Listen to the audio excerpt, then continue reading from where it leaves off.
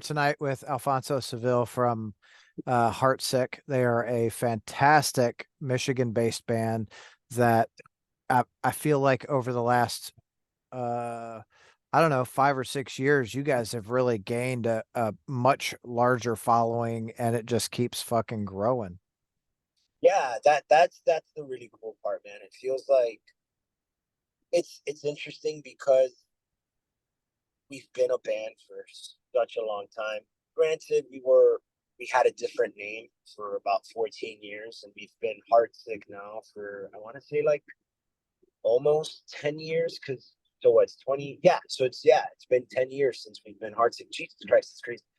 But um, but before that, we were called No Life, KNOWLYFE, and we changed the band name to Heartsick and all that other stuff. So we've been doing it for a really long time. The same members minus one, and it's cool to see the band sort of finally kind of catching on a like a broader spectrum in some Yeah. aspects. Um, I think a lot of that has to do with just longevity. Like we've never just slowed down. We've never really stopped. We've never taken a break. But also, I think a lot of that also has to do with the fact that like Danny Wimmer presents really kind of helped push us in a more like mainstream direction as far as like getting into more people's faces when they started doing those kind of like competitions and stuff that they were doing. Yeah. And we joined a couple of those, and those really, I think, boosted our profile playing their festivals and stuff. And I think once we were established in that sort of weird niche, we've then been able to get our bearings together and sort of compile enough funding between ourselves to start doing more like online ads and stuff like that. And I think that's really all kind of where like it culminates together. But I think people really are starting to find out about us, and I think that's really cool. It's great. Well, I think a large part of that is your live show. Yeah. I think a lot of that is that as well.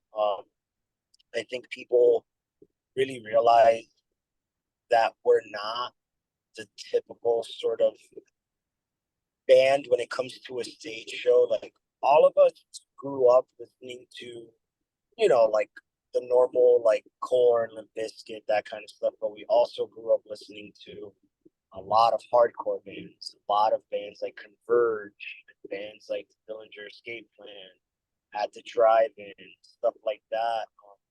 Madball, and I think a lot of those bands, what we took from those influences was a real in your face type of show, and that's just Yeah. always how we've been. And I think that when people come to our shows, they're not going to get the typical sort of band is rocking out on stage type thing. I think with us, like we're really into the whole hardcore mentality when it comes to, the whole stage dives and high fives type of thing. Right.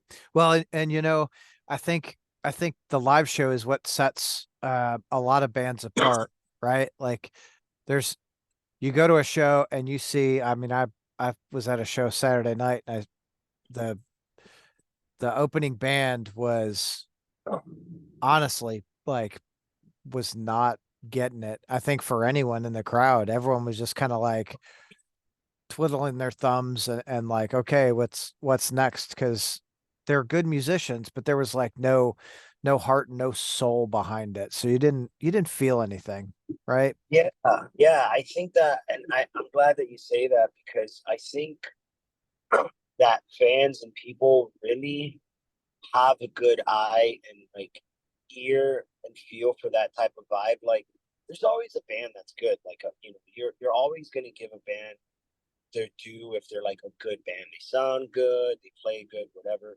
But there's something specific about watching a band that really moves your soul, really moves the you know the vibrations of who you are, like on the inside when it comes to like liking heavy music. Yeah. And I think those types of band, like it's like when you saw Corn for the first time come on like MTV or something, you were like, holy crap, what is this type of thing? Or when like or Deicide, or like things that like either shocked you or like moved you in a way that made you feel something. And I feel like we as a band, if anything else, have that with our live show. Maybe that's presumptuous of me to say, but I feel like that's true. Well, the energy, really. I mean, that I think the first time I saw you guys was it was at Bloodfest. That was Oh when, man, wow. Holy yeah, crap.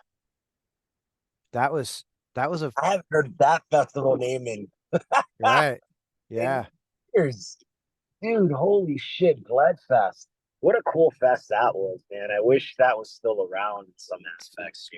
My that's like my wife today literally was like, "You remember that place we went and they had like stages in here and stages over here?" I'm like, "Yeah, that was Bloodfest." And she's like, "Is that what that was?" I said, "Yeah, it was, at well, fucking Heartland Community Center or whatever." And she's Yeah, dude. Oh my God. yeah, Heartland Center.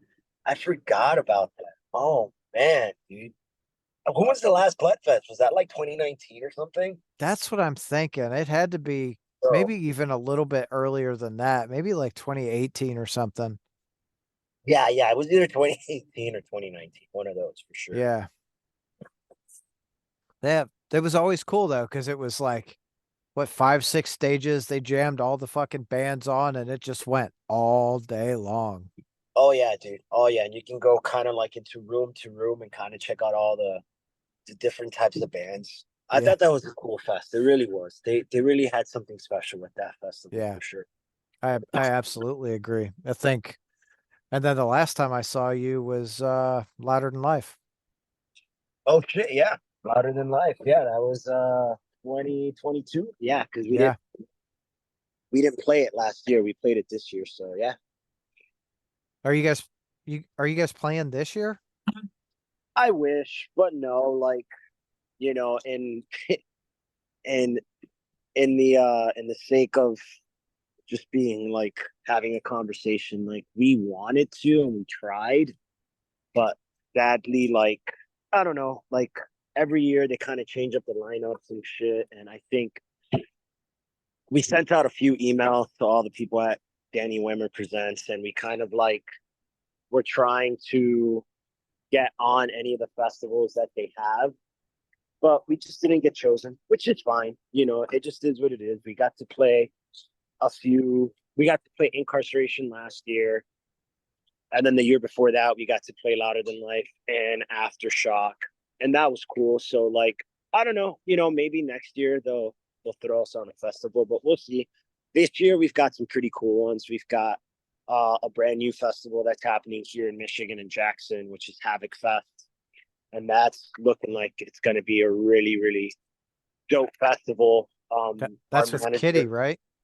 yeah, yeah. So our manager Shane, and then a guy that helps. He's like he is our booking agent kind of, but not because he's been having a few medical problems. So I've kind of taken over the booking again, just because Ryan is, he's kind of like having some health issues, and we don't want to kind of overburden him. But Yeah. Ryan, who's Shane's like business partner, those two guys are helping put Havoc Fest together.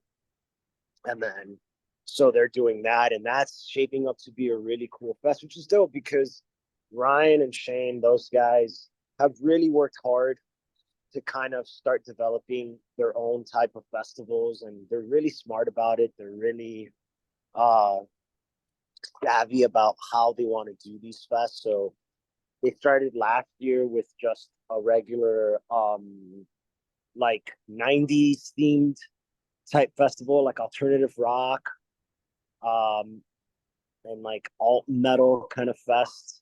And that one's called Rockin' the T Box. And I think last year they had like Eve Six and they had Everclears, I think, or something. And this year they're doing something a little bit different, but along the lines of the same like 90s type vibe. I don't know who they have yet announced for that one, but it did really well. So then they decided that their investor wanted to try and do a couple more fests. So they ended up now announcing Havoc Fest, and then they just announced like a country music festival. Oh, So that'll be cool. It's cool to see them kind of like doing that yeah. type of stuff. So it's Well, very cool. that's what DWP was doing here. So I live in Louisville, Yeah, sick. and it was like leading up to COVID, the year before COVID, they did like September was the Country Music Fest, which I think was Hometown Rising, then Bourbon and Beyond, and then Louder Yeah, Than Life.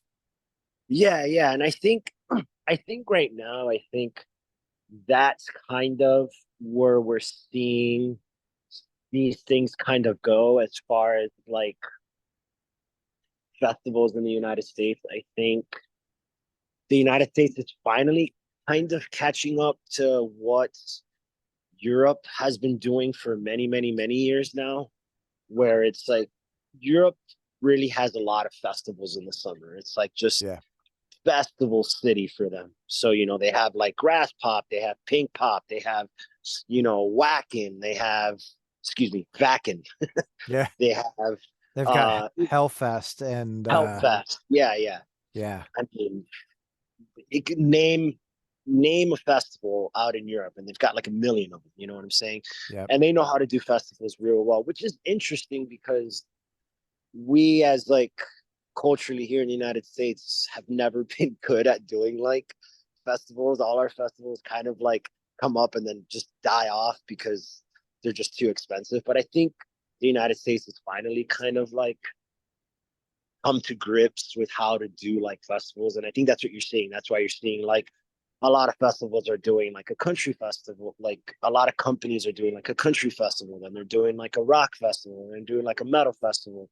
But Danny Wimmer is definitely like they are, I'm gonna say like probably the best at what they do because they've been doing it for so long. And Yeah. I think Danny Wimmer has just, he's got the longevity and he's been around in the scene forever. I mean, I don't think a lot of people realize, but Danny Wimmer is the guy that discovered Limp Bizkit. So I didn't know that. yeah, so fun story. He was a bar owner in Florida. He's originally from Jacksonville, Florida, and he owned a couple of bars down there. And he decided that he would like start letting local bands play the bars or whatever. And Limp Bizkit was one of the local bands, and like they would sell out the bar all the time. So yeah, Hell Danny yeah. Wimmer was Danny Wimmer was really in the thick of it, like for the whole like new metal era type thing. With like so like Cold used to play his bar and Limp Bizkit. Um, there was a band called Crossbreed. Uh, band called Scrape. Like all those bands would play his bars out in Jacksonville area. Damn. Yeah, Well, look, and now he's grown it into this, yeah, right? not exactly right, and that's cool. Like, I mean, I think that's obviously that says a lot about you know the ability to not only make something that is worthwhile and that people love, but also has the potential to bring in a lot of business and income for a lot of people. And I think that that's Oh, fantastic. I don't think there's anything for wrong sure. with that. I mean, we're talking, shit, maybe hundreds of millions of dollars coming through Louisville just Louder Than Life weekend. Like that was what 180,000 people. Yeah, dude. I think what 2023 was like the highest it's been the last time, I think. So we'll see what 2024 brings, man. I mean, you know, Well, what do you think about like that Slayer like coming back and playing the couple of festivals? dude. I mean, like I'll be honest. I have never been the biggest Slayer fanatic. Like as a metalhead, I respect Slayer. Obviously, Slayer is Slayer. I'm a very coined millennial. I was born in 81. I discovered Slayer right around 92 from one of my buddies, Ruben, who handed me a record from them. Like, I appreciate Slayer. Our bass player, Waylon, is a huge Slayer fan. Fucking loves Slayer. I myself, yeah, whatever. but we've played with them before back when do you remember Rockstar Monster, like Monster Energy Drink like festival or something, whatever that Yeah. was. Yeah. With, So shit. I don't remember what the name of it is. yeah, we did a couple of those. It was like um was it the Monster Energy Drink or Rocks? I think it was Rockstar Energy Music Fest. I think that's what it was. And we did a couple of those, and Slayer was on one of them. We opened for Slayer like as part of the festival, and it was great, like amazing. Like Slayer is amazing, but I've never been a huge fan. At the same time, it's Slayer. It's like Yeah. you you can't deny the impact that Slayer has had on heavy metal. Like what to me, what Metallica is to heavy metal in general, as far as like the the sphere of heavy metal, Slayer is that to extreme metal. You know what I'm saying? Oh, for They sure. So there's a reason that they're part of the big four, right? Like the big four are there for a reason. They're all super influential in their respective areas, right? Like, exactly. you know, I love I like Anthrax in small doses, but I really respect what they did for shit. They're some of the earliest like rap metal kind of mix up with I'm the Man, that I remember. Exactly. Yeah, yeah. It's like it's I'm glad that you said Anthrax, because like that's another band that like I'm not gonna sit here and be like, oh yeah, like I'm a huge Anthrax fan. We've played with Anthrax before, we've opened for them. I'm not gonna sit here and say that like Anthrax is like my favorite band ever, because not really. But I mean, they're Anthrax, and you got to respect Anthrax. And it's Yeah. like, yeah, what Anthrax did for heavy metal and thrash metal and stuff like that, and sort of like the rap metal, they were really one of the first like Bay Area thrash bands that were like, screw it, like let's mess around with this like They weren't rap Bay metal, Area at all. you know. Well, yeah, like, but they're like a thrash band, right? I think if I remember Yeah. correctly, like Anthrax is like a thrash, but they're not from. Where is Anthrax from? New York? Is that where Yeah. they're from? Yeah, Okay, and that's what. I think they were like I always look at them as kind of a crossover band because they throw in some punk and some hardcore and Yeah, thrash and some hip hop, and they're kind of all. I think they're really the first band that put all of that together and pushed it out. yes, I would agree with that wholeheartedly. And yeah, so I think for me, it was like when you have a band like Anthrax that's doing that, and one of the very first type of bands to sort of throw caution to the wind and say, you know what, like let's mess with this like rap and metal with Run DMC and stuff. And I think we did the is that the Judgment Night soundtrack that they were part of as well? Yeah, I think so. Yeah, yeah. So that was cool, man. And seeing them do that, I think all of that combined together. I mean, you can't deny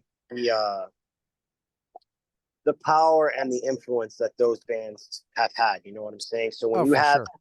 when you announce a band like Slayer who's coming back, after they decided that they were never going to come back, that they were done. It was like, even I think like 3 weeks ago, I read an article with like Kerry King after he Talking shit announced, about like, everyone. Yeah. yeah, yeah, yeah, Kerry King like announcing Slayer like doing a reunion that would never happen, blah blah blah.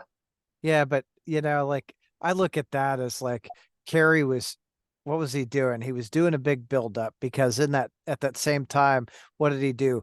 Dave Lombardo is dead to me, and that like ripped over the internet. Like, oh my God, I can't believe Kerry was doing that. Well, whether he's friends with Dave or not, who gives a shit? Like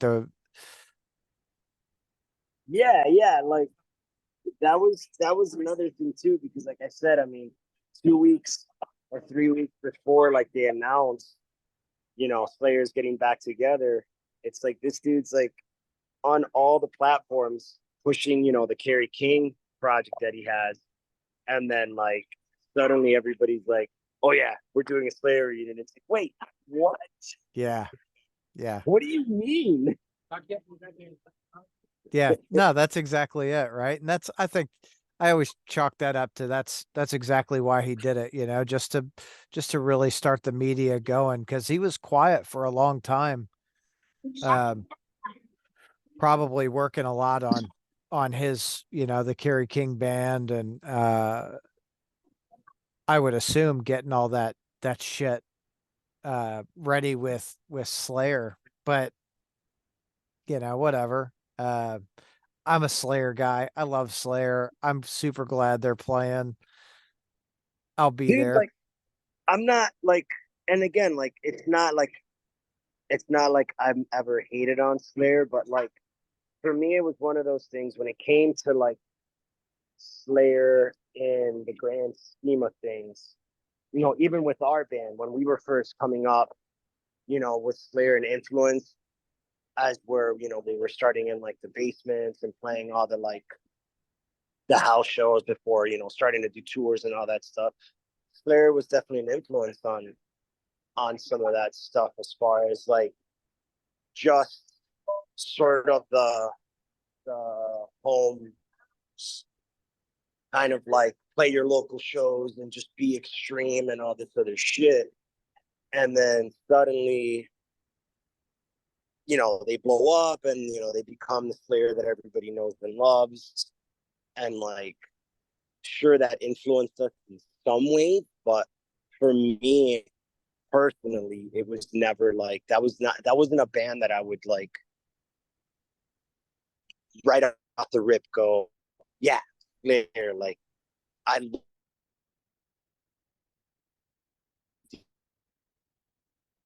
motivates me that I feel like was a band that I was like, yeah, like when I heard that band, it changed my fucking life. Would probably be Deftones for sure. That band, it was like Deftones, and then another band really for me was that really like just blew me out of the water.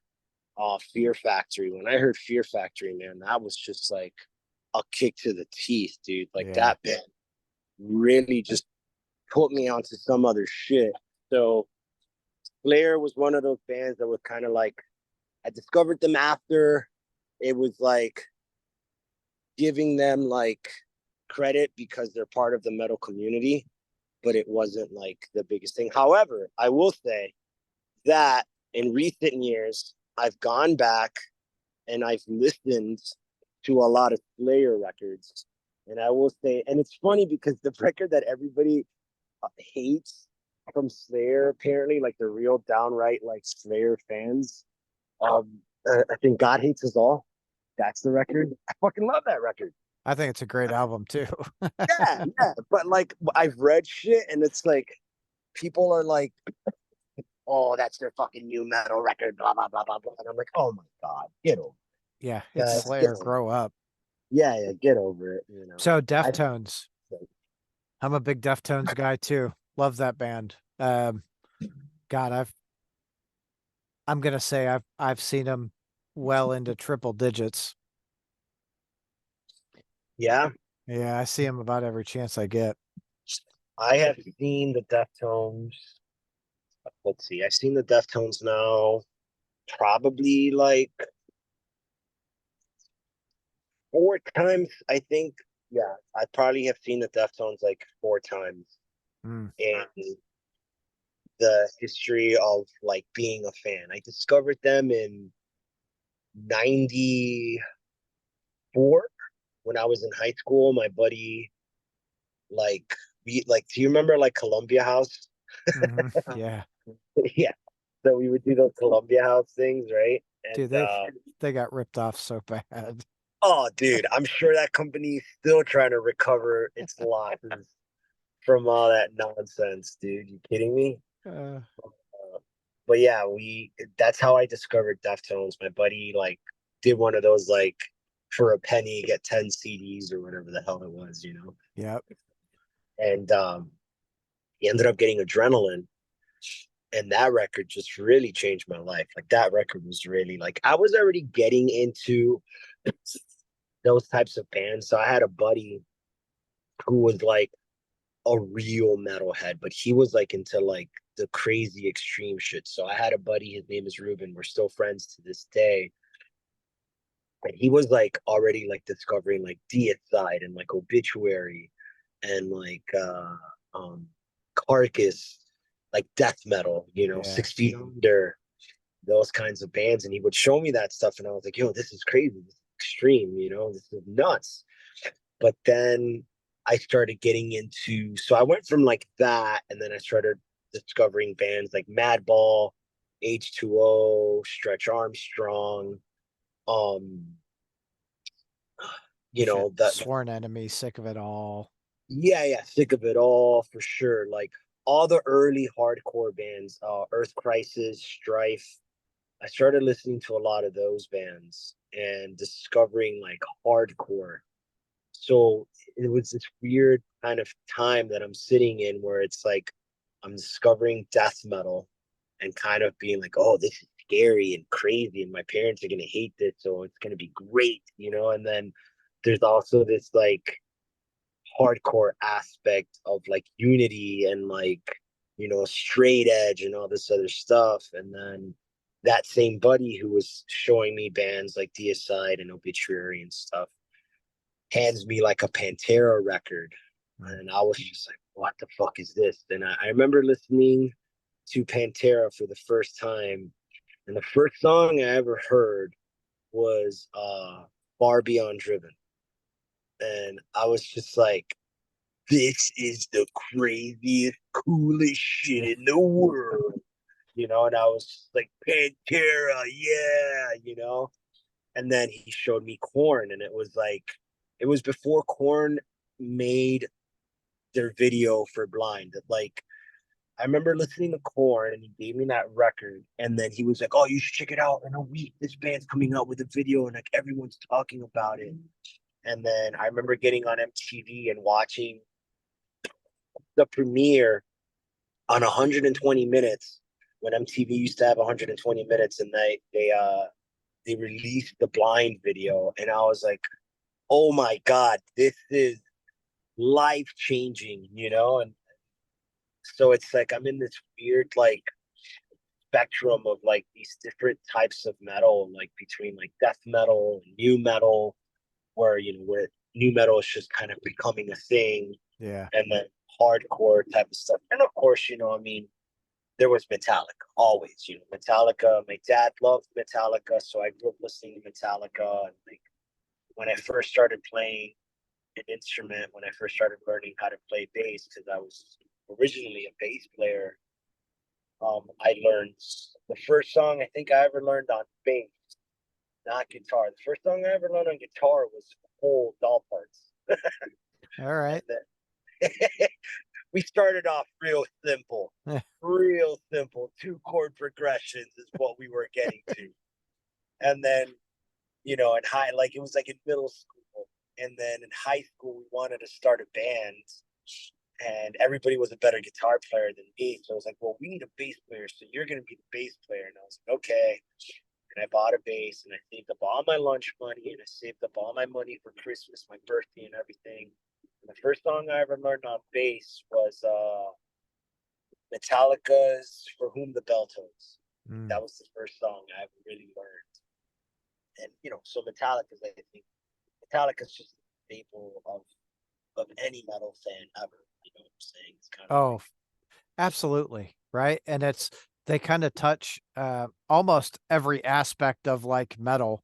So anyone who ever got into metal, there's there's a Metallica record that they're like, yeah, that's the fucking album, you know, Kill yeah, 'Em All, so yeah, thrashy and early, and then right, Ride the yeah. Lightning and Oh Master, yeah, dude. Ah, classics, man. It's like you. It's I love that you name all those, but what I love more is your genuine reaction to just saying the names of the records, yeah, because if you love metal, you cannot say Kill 'Em All, Ride the Lightning, Master of Puppets without getting excited, Right. because they were that exciting when you first listened to them. And to this day, you're still like, you can still hear, like Call of Cthulhu or like Master of Puppets or like, like Battery and like Oh in your yeah. head. You know what I'm saying? Like, Damage Incorporated or fucking right? Like, yeah. dude, what great records, what great, and that kind of like makes it cyclical to what we were talking about, how you kind of started the conversation with, like us in a live aspect and like how you saw a band, but it really didn't like transpose to the fans the way that it did. But it's like when you listen to those records and you think about those records, you already get a reaction from them, Yeah. and that's what really makes it awesome. That's what really makes it an experience when you know that the band is really feeling what they're saying, really feeling what they're doing, really into what they're performing because it's real, it's visceral, it's Well, natural. it's exciting for the band. And when it's Exactly, exciting for the band, it translates to the crowd. exactly, right? It's like you cannot think that. That's the thing. And that's what I was trying to get at is I think fans and people who listen to music, especially heavy music, you can't fake that authenticity to them. Right. You just can't. They can tell right away whether you're really all about this or not. And I think when people see us live, they really go, "Oh, no, that band's like the real deal. Like they're really feeling that." So I was I'm gonna kind of switch topics here for a second. Sure, man. Sure. So I would obvious I told you I was listening to some Heartsick when you hopped on. When did Shame come out? I feel like that just came out recently. Yeah, yeah. So it came out recently. So we have like a shitload of music recorded, and like I said, we're in the studio now. Like that's why I'm still in my car and stuff. We're getting back from the studio. We have another couple of days in the studio. We're working on a couple of songs. So the idea has been for a while is to record as much music as possible, and that kind of came out during the COVID era type stuff. The C word. Yeah. When that happened, obviously everyone was just like, what do we do? We can't do anything. We were kind of like, screw that. We have to stay active because a band like us doesn't have the luxury of a band like Slayer or Metallica or Motionless in White or whatever that can just like fuck off for 3 years and not do anything and then come back and everybody cares. Like you Yeah. don't get that type of treatment at the level that we're at right now. So we started doing a lot of different things. We did like two or three live stream shows.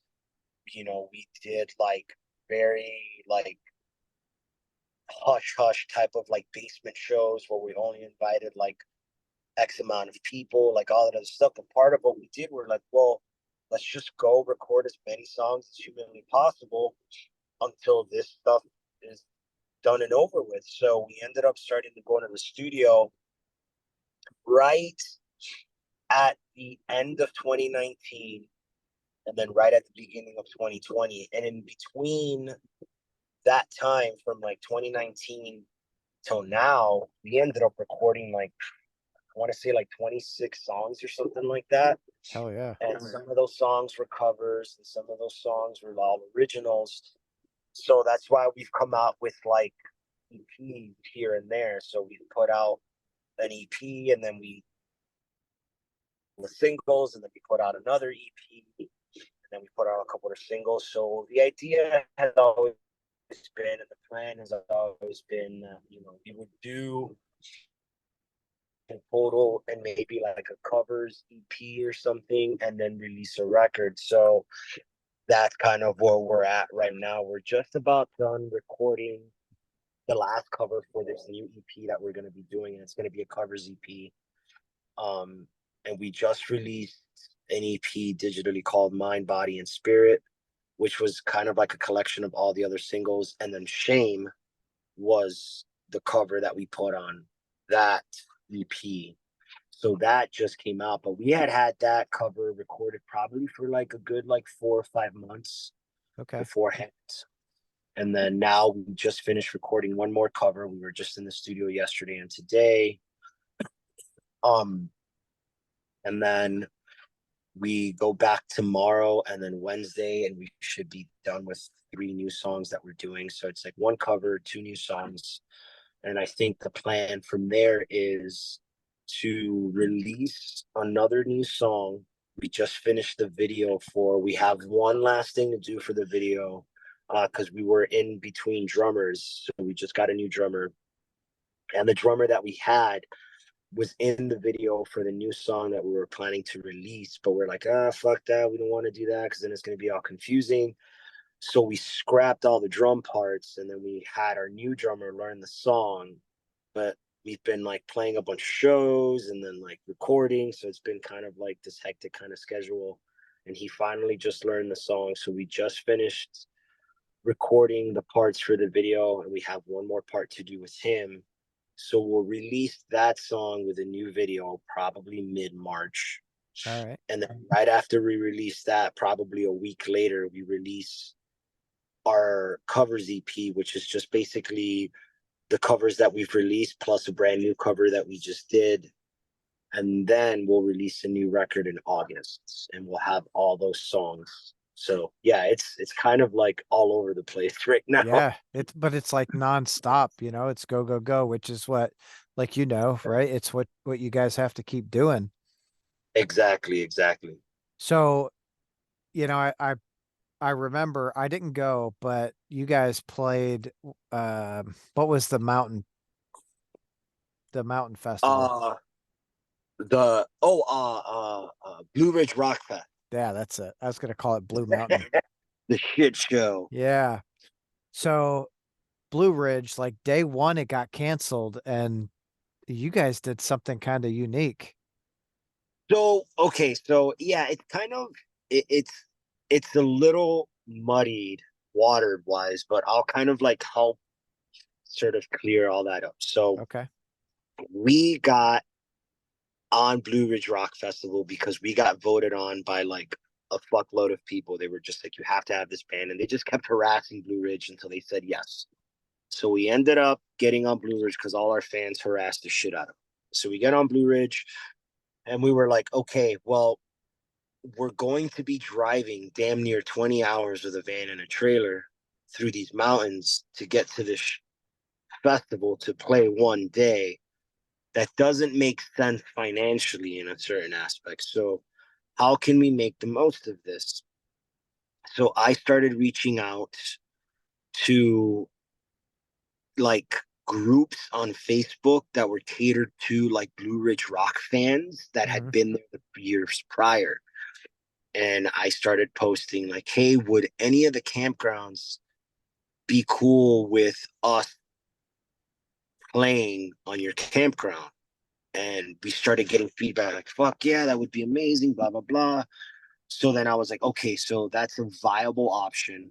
Can we make it work? So then I hit up Blue Ridge, like the actual like owners of Blue Ridge, and I said, hey, we want to do this. Is it allowed? And they were basically like, we can't tell you no, but we're not going to sit here and say yes. And I was like, so we're doing it.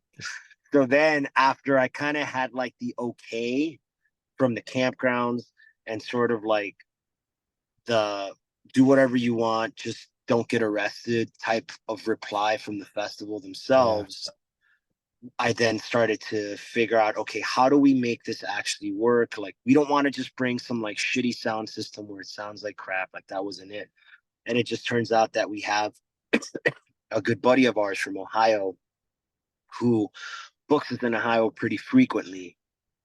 And he has like an entire sound system. Like, I'm talking like 30,000 watt sound system. And I was like, yo, if we get you free passes, will you be our sound guy? And can we take all your sound gear and play shows on the campgrounds every night after the show that we have? And he's like, fuck yeah, let's do it.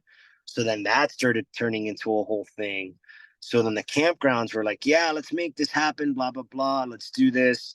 And then we got asked by a band, they're called Fight From Within, if they could like kind of come and jump on the campgrounds because they were already going to be there. And we were like, yeah, sure, no big deal, you know.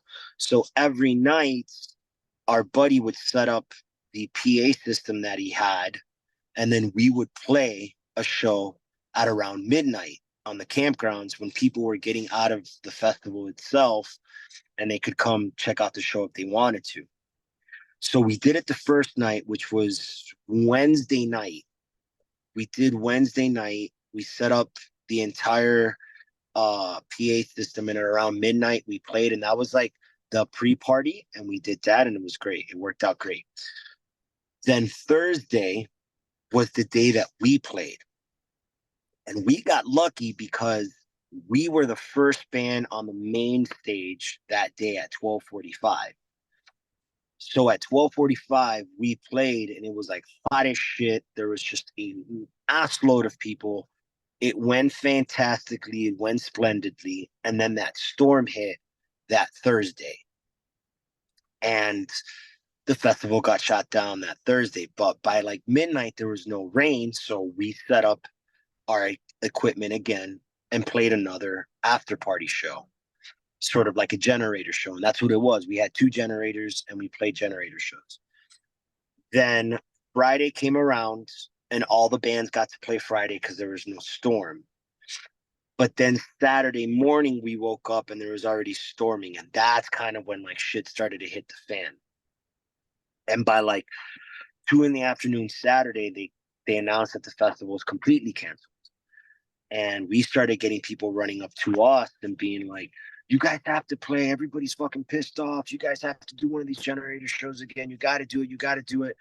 You know, people are going to riot, blah, blah, blah. So us and a couple of our friends and our crew, we ended up, when we decided to do the generator shows, our buddy who owns that sound system has like a 20 by 20 gigantic tent. So it just worked out that we had enough cover for our gear to not get wet. So we set up this entire tent. We started just spreading the word around like that we were going to have this show. And by like 6:30, so we thought maybe we'll get like 400 or 500 people, you know, Right. that's what we thought, right? But like 6:30 in the afternoon, we had like 4,000 people at this campground. And we were like, oh, this is great, but not great at the same time. You could tell like the festival people were freaking the fuck out. EMTs were like, what's going to happen? But yeah, we threw this show and we allowed a couple other bands to join us. Um, and then we made friends with, I set my friends on fire and they played right before us. And it was like, uh, Fight from the Within open. And then there was another band. And then, set my friend on fire, set my friends on fire, and then us. Yeah, and by like, dude, by like the time we went on at like 9 at night, it was like, it was just asses to elbows, dude. It was absolute madness, just pure party rager. But the coolest thing about it was no one got hurt. There was no complaints. Everyone had a great time. It never got shut down. It was like awesome. It really was. And we got video of it. It was just crazy, dude. We could have, like, out of all the scenarios that we went through in our heads on how any of this would play out, that was like the last of the last, you know? Right. Well, and it's really awesome that you guys took this horrible fucking situation and had a few thousand people there like rocking out. Like I'll bet every one of those people is like, I will forever remember this. They canceled the festival and we still had a show.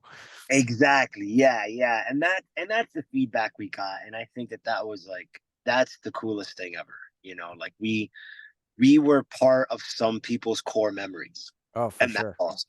And A that's lot awesome. of people. Not even Yeah, some, a yeah, lot of people. yeah, yeah. It was nuts, man. It's still like I still can't believe that actually happened.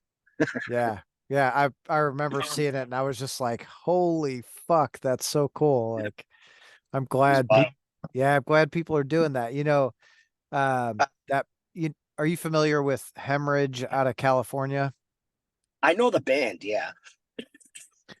They're uh I think they left for tour today and they're doing a few nights following Municipal Waste. So when everyone gets done with that, they come out to Hemorrhage on the bus playing and That's awesome. they've got I think they're playing outside of South by Southwest. I don't know. They've It's like 2 weeks of there and back home for them.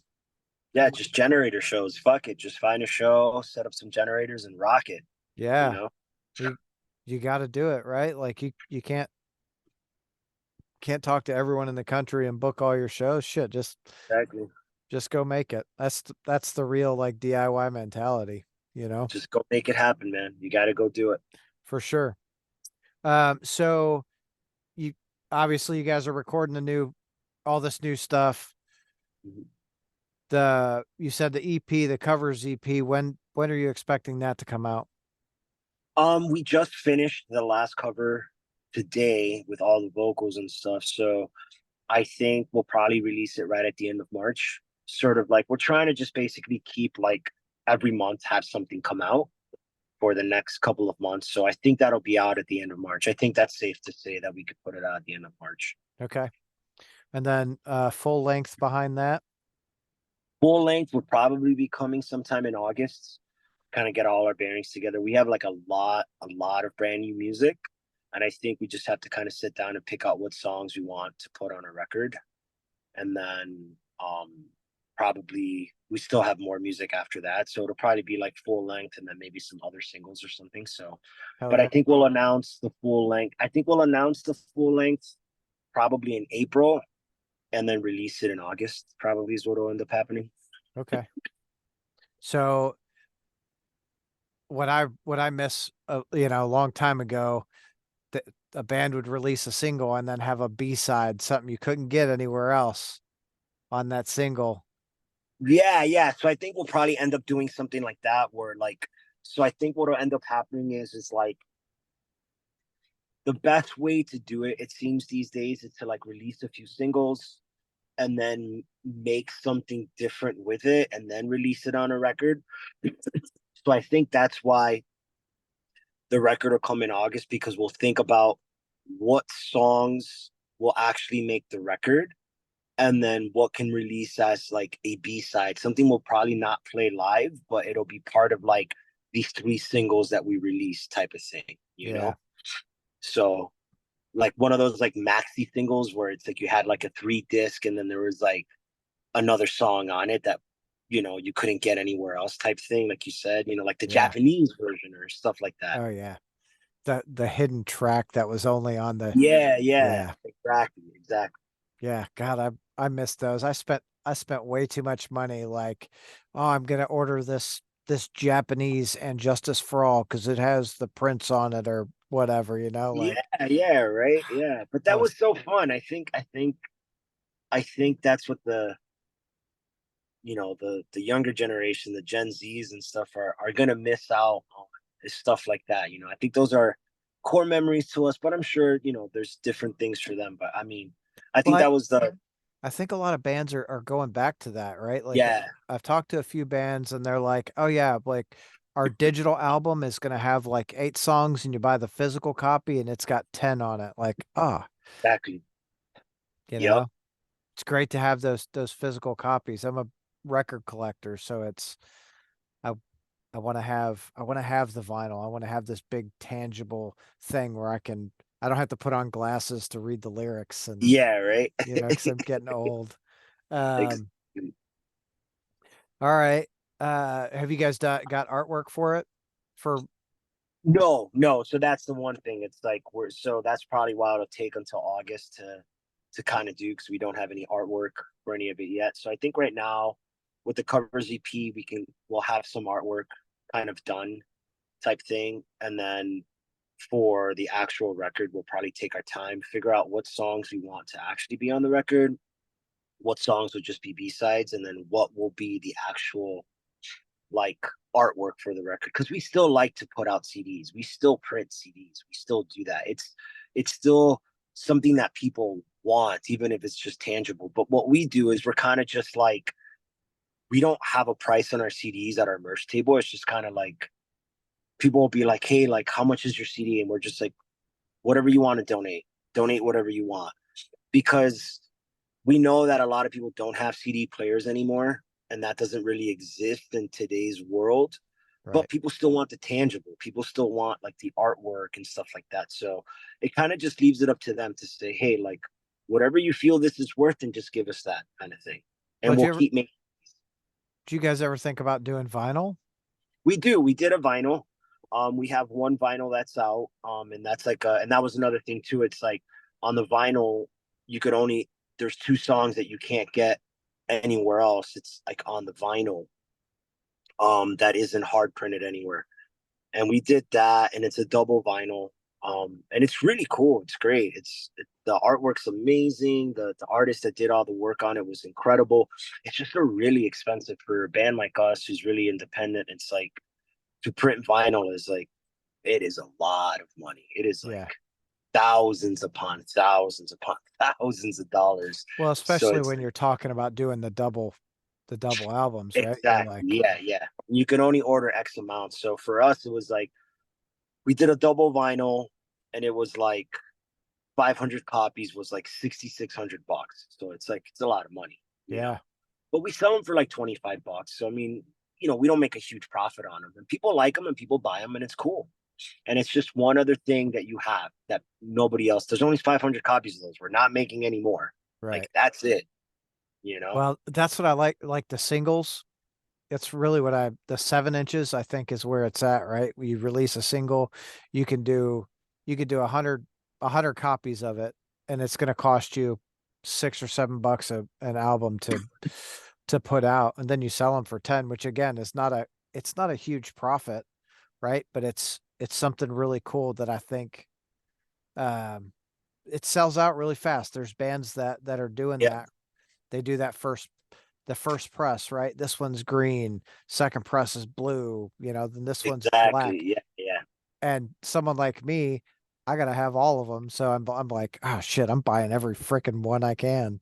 Yes, yeah. So I think for us, I think that's something that I'm starting to think about is when we do the covers EP and we release that, do we want to do vinyl? And I'm just gonna start looking up at like what the prices are for the vinyl for that and see because it's only 4 songs, so we'll see how that goes. Right. Well, let's talk kind of offline about that because um I've got a handful of record pressing places that do a good job that Sick, cool. I think might work for you. Um, Hell espe- yeah.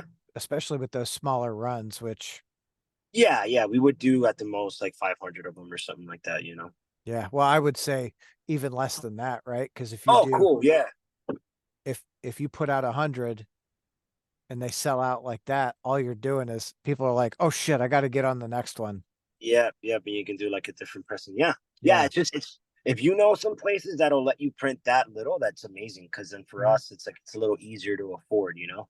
For sure. Yeah, I mean that's my obviously my thing is like the underground bands, right? So talking to all all the bands who can't afford to go out and print 10, 15, 20,000 copies of an album and have it sit in the basement for, 16 years while they all sell out, Exactly, exactly. you know.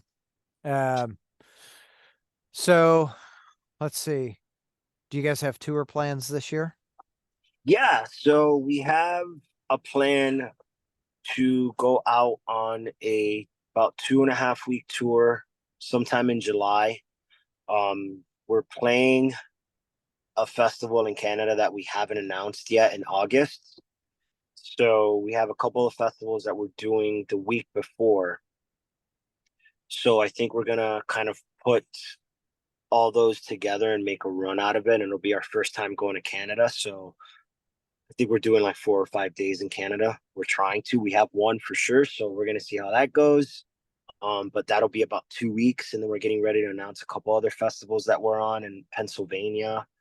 So that'll be cool. So yeah, right now the plan is to do 2 weeks in July, going into August for sure.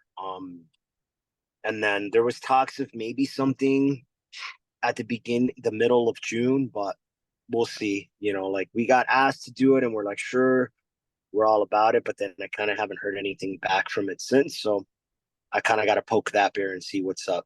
Okay. Well, hopefully that works out for you. Yeah, yeah, be nice. Plans to come south on that run?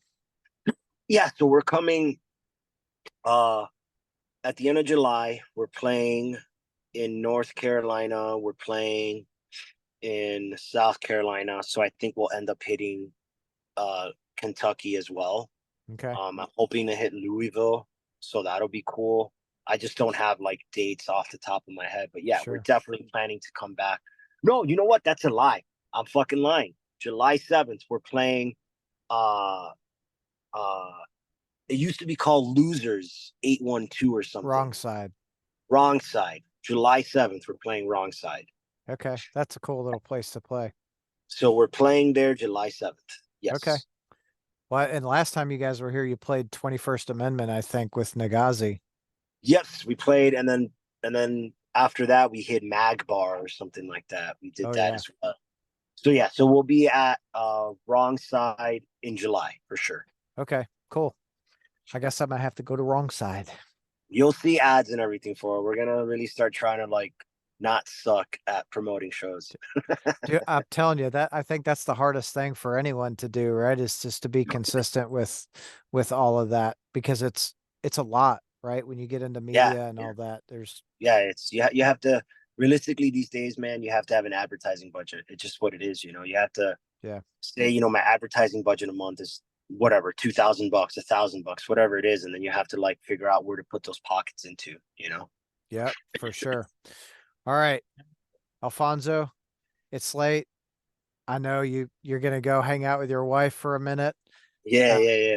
say hi to your kid, all that good stuff. So, Absolutely. dude, I greatly appreciate you taking time out tonight to hang out and kind of bullshit with me and talk about all things music. Of course, man. I appreciate it. I'm always humbled and honored that people want to talk to us and to me about the band. I think, for us, when we started this band many, many, many years ago, the idea was just to get free beer and play college parties Yeah, and meet chicks. That was the idea. Um, and it's become so much more. It's become so much more in depth for us and on an emotional level. So it's always crazy to me that someone like you would hit us up and be like, "Hey, I want to interview you guys." That to me, it's like we just don't have that mentality. We're not that type of band. Like we've never wanted to be rock stars or famous or anything. We just wanted to get free beer and meet chicks at one point in yeah. college, and it just kind of grew. So the thanks and the honor and the graciousness is all on our part. Thank you so much for having me on the show and wanting to talk to me, man. All for it. I'm glad I got to drive around and go get my wife some wine Some and buy my wine. kid a couple of Yeah. pajamas while I try to get KFC and fail. Damn you, KFC. I know, man. Jesus. Yeah. No, it's all good. Well, dude, go have yourself a great night. I'm looking forward to some new music and I don't know. I'll send you a message probably like tomorrow or Wednesday and kind of give you some pressing plants that'll Yeah, do smaller runs. All please, right. please do, man. Anything you have, tell me. Thank you. Hell yeah, dude. Have a great night. Take care, brother. Be You safe. too. See ya. Bye.